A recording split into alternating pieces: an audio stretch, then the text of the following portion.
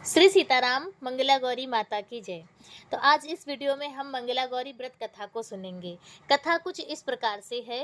भगवान श्री कृष्ण से युधिष्ठिर जी कहते हैं कि हे गोविंद, आपने मुझे इस पुत्रायुकर अवैधव्य व्रत के विषय में बताया, अब आप कृपा करके इसकी कथा भी सुनाएं। भगवान श्री कृष्ण युधिष्ठिर से कहते हैं कि हे युधिष्ठिर, मैं इस कथा को सुनाता हूँ, जिसे तुम ध्यान पूर्वक सुनो। एक कुंडिन नामक मशहूर नगर था। उसमें ब्राह्मणों से स्नेह रखने वाला बहुत ही धनवान धर्मपाल नाम का एक ब्राह्मण रहता था, और वह दोनों पति पत्नी अपुत्र थे। उन्हें पुत्र संतान नहीं था, और इस बात का उन्हें बहुत ही ज़्यादा चिंता रहती थी, और वह हमेशा इसका अफसोस करते थे कि मेरे कोई पुत्र नहीं है। एक दिन उसके घर में भस्म से लिप्त, जिसका शरीर रुद्राक्ष की मालाओं को धारण किए था, माथे पर जटा धारण किए, भिक्षा मांगता प्रिय दर्शन वाला एक ब्राह्मण आता है, परंतु वह कभी इसका अन्न नहीं लेता था। इस बात को देखकर स्त्री ने पति से कहा कि हे स्वामी, एक जटा वाले बाबा हमारे घर में भिक्षा मांगने के लिए नित्य आते हैं, परंतु हमारे अन्न को वो स्वीकार नहीं करते हैं। इस बात को देखकर मुझे बहुत दुख होता है। पत्नी की यह कथा सुनकर धर्मपाल ने कहा कि हे प्रिय, तू किसी दिन स्वर्ण के आभूषणों को पहनकर अपने आंगन में खड़ी होना, और फिर उस भिक्षुक को भिक्षा देना। तो जब वह भिक्षा ले लेगा, और भिक्षा में उसे स्वर्ण तथा रत्नों की भिक्षा देना। तब धर्मपाल की स्त्री ने वही किया, लेकिन उस जटा वाले भिक्षुक ब्राह्मण ने उसे श्राप दे दिया कि तेरे आपत्य संतान नहीं होगी। भिक्षुक के इस कथन को सुनकर वह बहुत ही ज़्यादा दुखी होकर कहने लगी कि हे स्वामी, जो आपने मुझको श्राप दिया है, इस श्राप से मुझे उद्धार करें।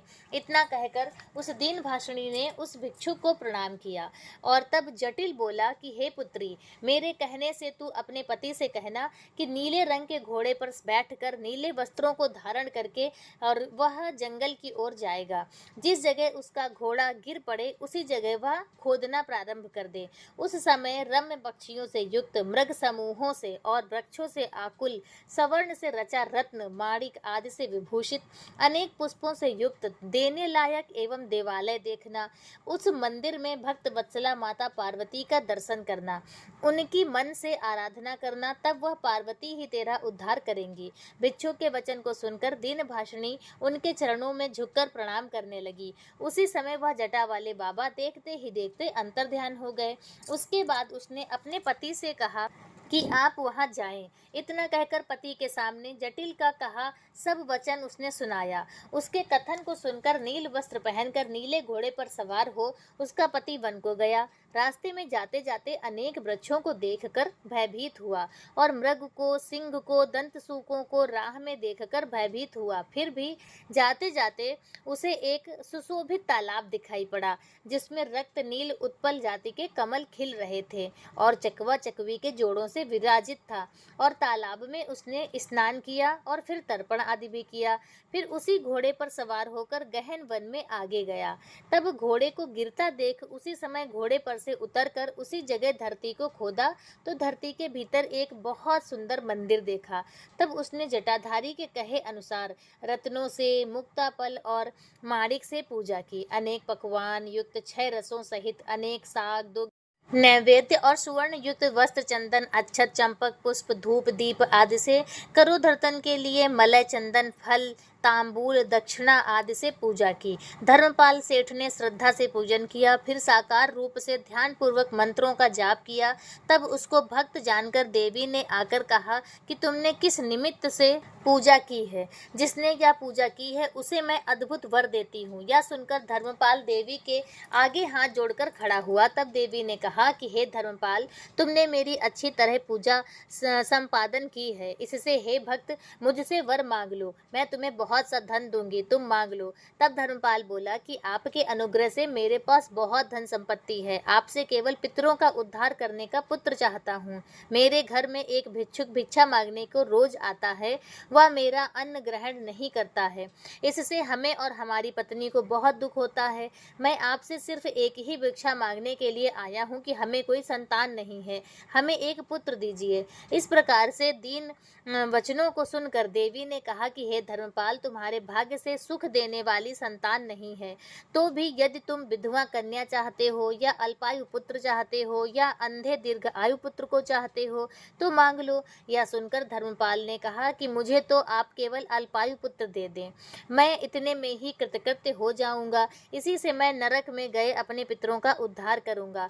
तब देवी ने कहा कि मेरी बगल में खड़े हाथी की सूंड को पकड़कर ऊपर चढ़ जाओ, उसके समीप में स्थित दो जो आम का वृक्ष है उससे तुम एक फल लेकर अपनी पत्नी को दे देना, तब तुम्हारे निसंदेह पुत्र होगा। देवी के इस वचन को सुनकर देवी के बगल में आकर हाथी की नाभि पर चढ़कर मोह से फलों को ग्रहण किया, फिर उतरकर एक फल और देखा। उसी तरह उसने बारंबार किया, तब भी इसने एक ही फल देखा। तब गणपति को क्षोभ हुआ और धर्मपाल को श्राप दे दिया कि तुम्हारे पुत्र को 16वें वर्ष में सर्प डसेगा।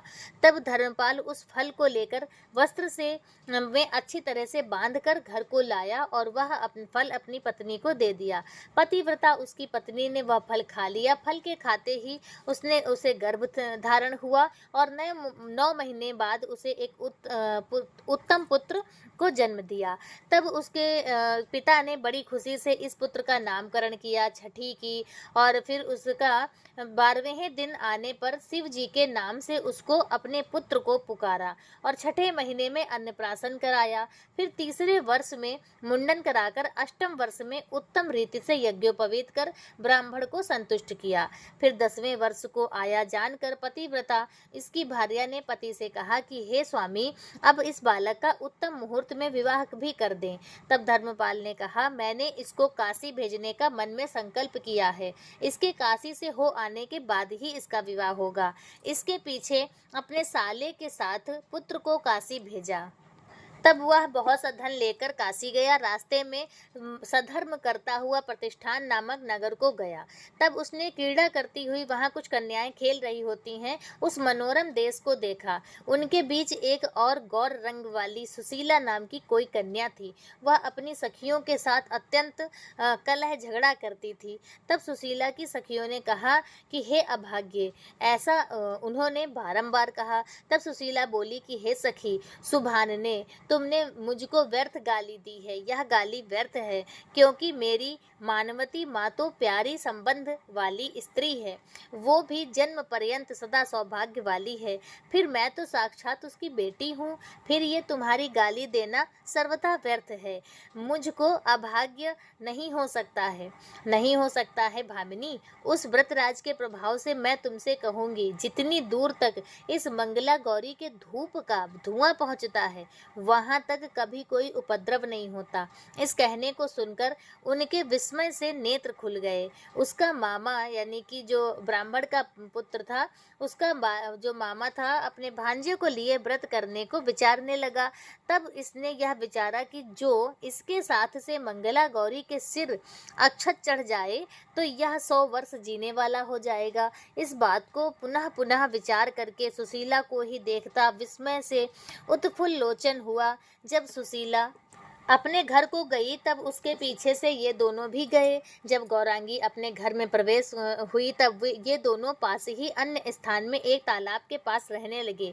उसके बाद विवाह काल के आने पर सुशीला के पिता हरि ने विवाह करने का उद्योग किया।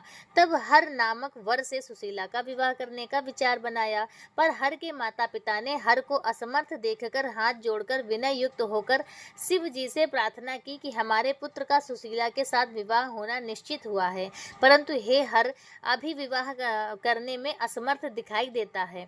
विवाह काल में हम श्रीमान से शिव को मांगते हैं, विवाह हो जाने पर तुम्हारे शिव को हम तुम्हें दे देंगे। तब सामने मीठे स्वर में मामा ने कहा कि विवाह के समय तुम अवश्य शिव को ले जाओ। उसके बाद विवाह काल का लग्न आने पर शिव ने विवाह किया। विवाह होने के पीछे इस प्रियमवदा सुशीला के साथ किसी जगह शिव ने शयन किया। तब स्वप्न में मंगला गौरी ने माता का दिव्य रूप बनाकर सुशीला से हित का वचन कहा कि हे गौरांगी, तेरे पति को डसने के लिए एक बहुत बड़ा कालिया नाग आ रहा है। तू उठकर उसके आने के पहले जल्दी से सामने दूध रख दे और एक घट की शीघ्र स्थापना करना। जब वह सर्प घड़े में चला जाएगा तब तू अपने अंग से कुपार्स यानी चोली निकालकर घट के मुख को बांध देना। और फिर इस तरह से गौरी के कहे वचन को सुनकर सुशीला ने उसी समय वह उठी और उसने एक बड़ा भयंकर काले सर्प को फनफनाते देखा। फिर जैसा गौरी ने स्वप्न में कहा था उसने वैसा ही किया और फिर शयन करने को चाहा, पर समीप में वर्तमान उसके पति ने उठकर कहा, मुझको बड़ी भूख लगी है, अतः कुछ लड्डू आदि मुझे जल्दी से खाने को दे दो। यह सुनकर सुशीला एक दोने में भरकर लड्डू आदि खाने को दिए। तब शिव ने खार उस सुवर्ण पात्र में अंगूठी रखकर उस पात्र को किसी गुप्त स्थान में रख दिया और फिर सब बात को जानने वाली भूमि में शयन किया। और प्रभात होने पर शिव अपने घर को चला आया और सुशीला ने भी उठकर स्नान कर शुद्ध होकर माता को बायना दिया। तब उसकी माता ने उस घड़े के मुख को खोलकर देखा तो बड़ा उत्तम एक मोती का हार देखा। माता ने बड़ी प्रसन्नता से अपनी प्रिय कन्या को प्रसन्नतापूर्वक यह हार दे दिया। जब क्रीड़ा काल आने पर हार मंडप में आया तब माता, जिसने मेरा पाणी ग्रहण किया है उसका दिया हुआ यह हार नहीं है, इससे इसके साथ मेरी क्रीड़ा करने की इच्छा नहीं है। इस बात को सुनकर सुशीला के माता पिता चिंता में मग्न हो गए और कन्या के पति के निश्चय करने को अन्न दान आदि उपाय को उसी दिन से नित्य करने लगे। विधान यह था कि जिस ब्राह्मण को ये अन्न देते थे उसके पांवों को उसी अंगूठी को पहनाकर सुशीला धोती थी और तब माता झारी से जल डालती और हरि का पुत्र चंदन लगाता था और हरि पान देता था। उधर वे दोनों शिव और मामा काशी को रवाना हुए और सुख देने वाली काशी में पहुंचे। तब इन दोनों ने गंगा जी के निर्मल जल में बड़े आनंद से स्नान किया। फिर उत्तम धर्म को करते दोनों स्वर्ग द्वार को प्रस्थान करते हुए घर घर में पीताम्बर भिक्षुकों को देते चले। तब उन भिक्षुकों ने इसकी चिरंजीवी होने का वरदान दिया। तब ये दोनों विश्वेश्वर जी के दर्शन करने को गए, नमस्कार किया, पुनः पुनः स्तुति की, फिर दोनों घर को चले। तब राह में आकर शिव ने मामा से यह वचन कहा कि सुनो मामा जी, मेरा शरीर कुछ अस्वस्थ मालूम होता है, अर्थात मेरे शरीर में अस्वस्थता नहीं, स्वस्थता नहीं है, मैं ठीक नहीं हूँ। इसके बाद प्राणों के निकलते समय यहाँ यमराज के दूत इसको लेने के लिए आए। उसी समय मंगला गौरी भी उसी जगह आई। तब यमदूतों में और मंगला गौरी में युद्ध होने लगा। तब मंगला गौरी ने यमदूतों को जीतक शिव को प्राण दान दिए और शिव अकस्मात उठकर खड़ा हो गया। मामा से कहने लगा कि मामा जी, मैंने यमदूतों के साथ मंगला गौरी का स्वप्न युद्ध देखा है। उन यमदूतों को मंगला गौरी ने जीत लिया। तब मेरी निद्रा खत्म हो गई। मामा ने कहा, हे शिव, जो हुआ उसको तुम याद मत करो, अब चलो अपने नगर को चले, माता पिता के दर्शन करेंगे। इतना कहकर ये दोनों घर को चले। तब प्रतिष्ठान नगर में पहुंचे। नगर के बाहर एक रम्य तालाब पर रसोई बनाने लगे। तब रसोई बनाते हुए दोनों को हरिदासियों ने कहा कि हरि के घर अन्नदान हो रहा है, वहां जाइए। इस पर दोनों ने कहा कि हम दोनों यात्री हैं, हम किसी के घर नहीं जाते। इनके इस वचन को सुनकर वह दासी अपने घर को चली गई और अपने स्वामी से सारा वृतांत कहा। तब उन दासियों के कहे को सुनकर उनके स्वामी ने इन दोनों के लिए बड़े आदर से बहुत से हाथी, घोड़े, रत्न, वस्त्रादि भेजे। उन हाथी आदि को आया देखकर ये दोनों मामा भांजे हरि के घर गए। तब हरि ने पहले मामा की पूजा की, फिर शिव के सत्कार करने को कहा। तब वह कन्या लज्जित हुई और शिव के पांवों को धोने लगी और माँ से कहने लगी कि मेरा यही वर है। तब हरि ने आश्चर्य से मंगल रूप शिव से यह वचन कहा कि हे शिव, यदि कोई निशानी आपके पास हो तो हमको दिखावें। हरि से इस बात को सुनकर शिव ने बड़े प्रसन्न मन से कहा कि हाँ, मेरे पास यह चिन्ह है। इतना कहकर हरि घर में आया और जिस पात्र में मुद्रिका यानी अंगूठी रखी थी उसी पात्र में लाकर दिखाया। उस पात्र को देखकर हरि ने कन्यादान किया और अनेक रत्न, वस्त्र, बहुत सा मनोहर वस्तुएं हरि को दी। इसके बाद वे दोनों मामा भांजे इस कन्या को लेकर चले और रास्ते में बहुत सा धन आदि भी दान किया। उसके बाद श्रावण का महीना आने पर मंगलवार के दिन उस कन्या ने मंगला गौरी का व्रत किया। जब वे भोजन को उद्धत हुए तब सुशीला ने कहा, कहा, गौरी का तथा दीप का विसर्जन करने के बाद ही हमें भी माता के दर्शन के लिए आदर से चलना है।